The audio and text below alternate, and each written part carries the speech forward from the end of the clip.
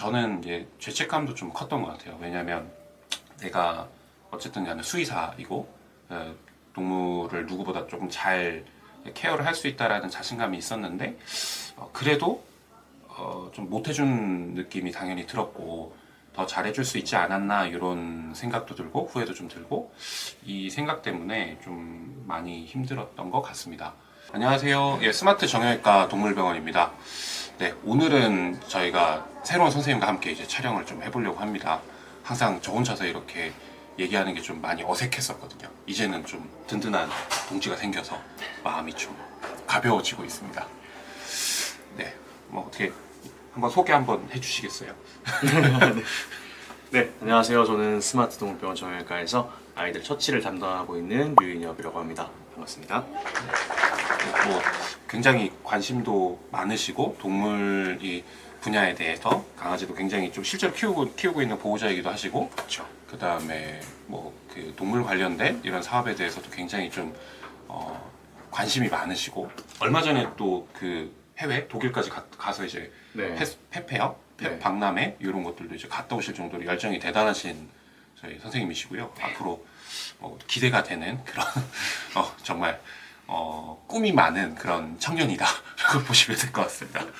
네, 그럼 이제 시작을 해볼까요? 요즘에는 보호자분들께서도 좀 반려동물과의 이별을 어떻게 좀 겪으신 분들이 좀 많이 계시잖아요. 그래서 그런 펫 로스 증후군에 대해서 얘기를 좀 해보면 좋을 것 같은데 특히 이런 상황에서 저희 이제 보호자들이 어떻게 좀 마음을 다스리고 그래야 할지 좀 모르겠고 좀 어려워하시는 분들이 좀 많이 있더라고요. 그쵸. 이게 그리고 특히나 처음 반려동물을 이제 무지개 다리를 건넌다라고 저희 표현을 하는데 그런 일을 겪고 나면은 이게 참 쉽지 않은 일인 것 같습니다.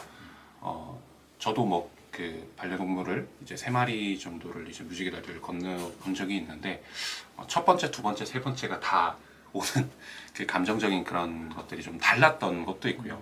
좀 익숙해진 것도 있었긴 하지만 그래도 쉽지는 않았거든요. 많은 보호자님들이 언젠가는 겪어야 될 일이고 또 어쩌면은 지금 그 반려동물을 보내고 나서 너무 힘들어서 이 영상을 키셨을 수도 있기 때문에 진지한 마음으로 저희도 조금 얘기를 전달을 드리고 싶습니다. 저는 이제 강아지를 키우는 입장에서 아직은 좀 이제 7살이 조금 넘었다 보니까 저도 이제 슬슬 준비를 해야 될 것 같긴 한데 원장님은 이미 보내보셨으니까 3마리를 그럴 때 어떤 기분이셨는지 좀 말씀을 해주실 수 있을까요? 반려동물 처음 보내봤을 때 일단은 가장 내가 그 힘들었던 거는 원래 있었던 자리에 이제 이 아이가 없다라는 거에 대한 공허함, 그런 허함 이런 것들이 분명히 있거든요. 분명히 그 집에 돌아왔을 때 반려동물 이제 장례를 치르고 돌아왔을 때 이 아이가 분명히 내 옆에 있었어야 되는 자리에 없다. 같이 이렇게 소파라고 한다면 소파에 이렇게 같이 이렇게 앉아 있었던 옆에 있던 그 자리가 비어 있다라는 이 느낌이 굉장히 좀 어려웠고요. 그리고 좀 저는 이제 죄책감도 좀 컸던 것 같아요. 왜냐하면 내가 어쨌든 간에 수의사이고 동물을 누구보다 조금 잘 케어를 할 수 있다라는 자신감이 있었는데 그래도 좀 못해준 느낌이 당연히 들었고 더 잘해줄 수 있지 않았나 이런 생각도 들고 후회도 좀 들고 이 생각 때문에 좀 많이 힘들었던 것 같습니다. 저도 그런 게 굉장히 이해가 되는데 정말 어떻게 말로 표현할 수 없을 만큼 좀 마음이 많이 아프셨을 것 같긴 해요. 그쵸? 뭐 이제 근데 결국에는 뭐 시간이 점점 이제 지나게 되니까 이제 처음에는 좀 많이 힘들긴 했었는데 그리고 좀 고통스럽기도 했고 근데 이게 시간이 지나면은 이제 그 아이가 아팠던 기억이라든가 마지막에 그 고통스러워하는 모습을 봤던 이런 안 좋은 그런 모습들보다 나중에는 점점 이제 좋은 기억들이 더 많이 떠오르게 되더라고요. 이게 점차 분명히 처음에는 이게 굉장히 힘든데 슬픔이라고 하는 감정이 점점점 이제 조금 없어지고 시간이 지나면은 또 뭐 같이 뭐 놀러 갔던 기억이라든가 이런 것들이 또 다시 또 떠오르니까 뭐 그런 기억들이 점점 더 많아지고 이건 어떻게 보면 좀 자연스러운 그런 과정이지 않을까라고 이제 생각이 듭니다. 펠로스 증후군이라는 게 정확히 뭐 어떤 거를 펠로스 증후군이다라고 이렇게 하는지 잘 모르시고 궁금해하시는 분들도 좀 많이 있으실 것 같아요. 네. 그런 거에 대해서 좀 더 이게 좀 자세하게 설명을 좀 부탁드리겠습니다. 펠로스 증후군 이제 요즘에 많이 좀 회자가 되고 있는 그런 단어이기도 한데요. 이제 단순하게 그냥 반려동물을 보냈다, 이 마음이 슬프다, 이 정도를 가지고 펠로스 증후군이라고 하진 않고요. 반려동물을 보내고 잃고 난 이후에 느끼는 극심한 슬픔, 그리고 상실감을 느끼는 이런 것들을 펠로스 증후군이라고 하는데요. 이런 펠로스 증후군이 있는 특징은 일단은 심한 우울증이라든가 아니면 불안함, 강아지가 없어서 생기는 그런 불안함, 또는 심한 죄책감, 이런 것들이 동반될 때, 그럴 때 이제 펠로스 증후군이라고 볼 수 있을 것 같습니다. 반려동물에게 애정을 쏟고 그 존재에 대해서 의지를 좀 많이 했던 사람일수록 그런 슬픈 감정이 좀 더 강하게 나타나는 것 같습니다. 이러한 감정이 좀 주체할 수 없을 정도로 너무 강해질 때는 좀 어떻게 하는 게 좋을까요? 일단 슬픔을 자꾸만 아닌 척하고 뭐 좀 자꾸 극복해내려고 이렇게 너무 노력을 하다 보면 그게 오히려 더 부작용, 역효과가 나는 경우도 있는 것 같습니다. 그래서 제 생각에는, 뭐 제 개인적인 생각에는 일단은 슬플 때는 충분히 표현을 하는 게 맞는 것 같고요. 반려동물 보내고 나서 내 마음이 너무 슬프다, 또 울고 싶을 때는 당연히 울어야 될 거고요. 또 울다 보면은 또 감정이 조금 풀리기도 하고요. 그리고 이 슬픔이 너무 크다, 내가 도저히 내 일상생활이 안 될 정도로 이렇게 힘들어진다라고 했을 때는 그 전문가의 도움을 받는 게 좀 분명히 도움이 됩니다. 요즘에는 펠로스를 전문적으로 이렇게 상담을 해주는 그런 뭐 사람 의사, 정신과 전문의도 있고, 그 다음에 이제 그런 것들을 하는 이런 심리 상담가, 이런 부분들은 분명히 존재를 하니까요. 그런 분들의 도움을 받으면 좋을 것 같습니다. 그러면 이 펠로스 증후군을 극복하기 위해서는 좀 구체적으로 어떤 것들을 하면은 좀 좋을까요?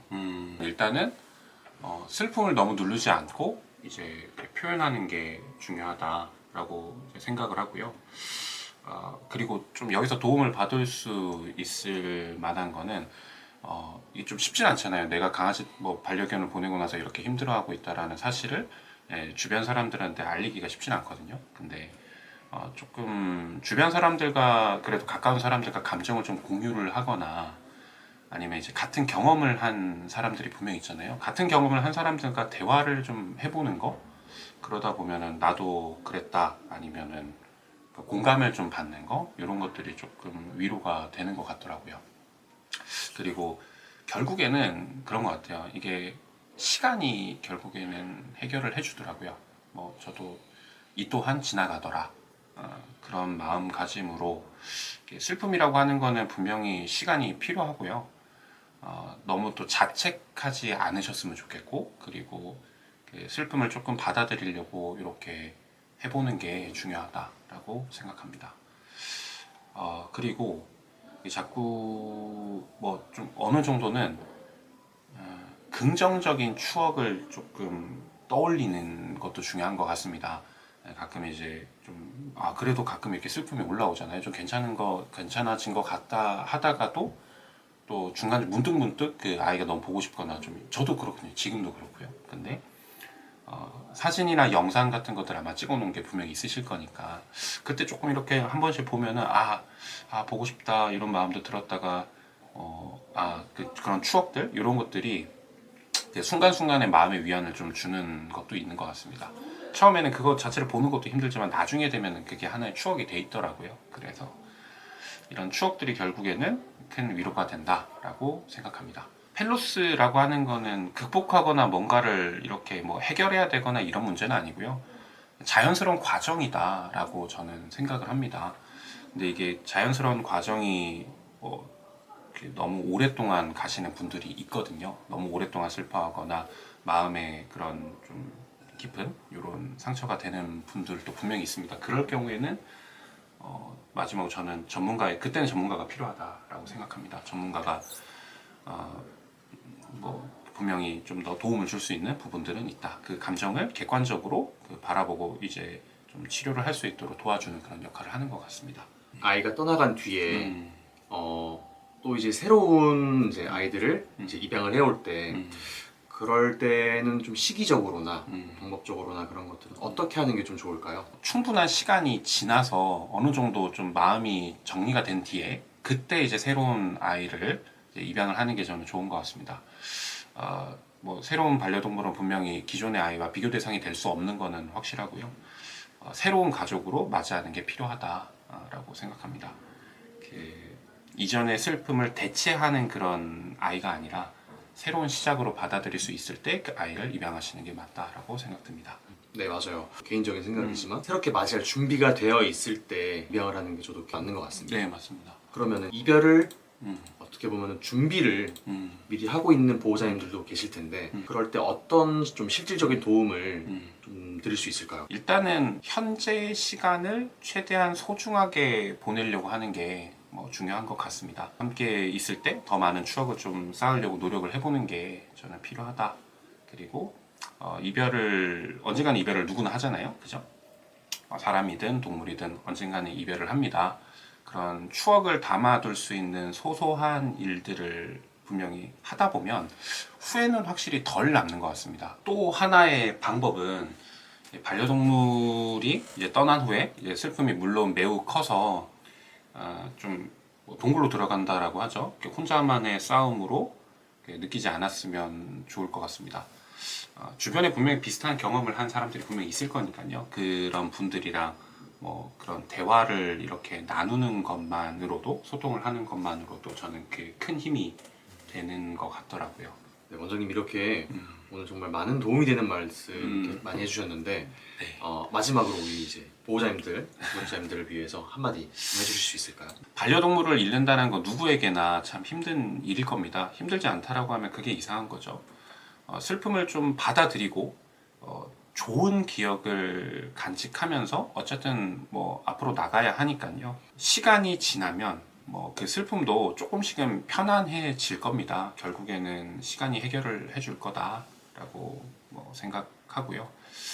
조금이나마 뭐 도움이 되셨을지 안 되셨을지 모르겠지만 그래도 조금이나마 좀 마음이 치유가 되셨으면 좋겠습니다. 오늘 이런 이야기가 네. 도움이 되셨으면 좋겠고요. 구독과 좋아요 그리고 알림 설정까지 부탁드리면서 아유. 다음번에 또 이렇게 인터뷰 네. 한번 또 요청드리겠습니다. 알겠습니다. 감사하고요. 예, 오늘 같이 이렇게 영상 찍어주셔서 너무 감사하고 네. 앞으로도 잘 부탁드리도록 하겠습니다. 네, 감사합니다. 네.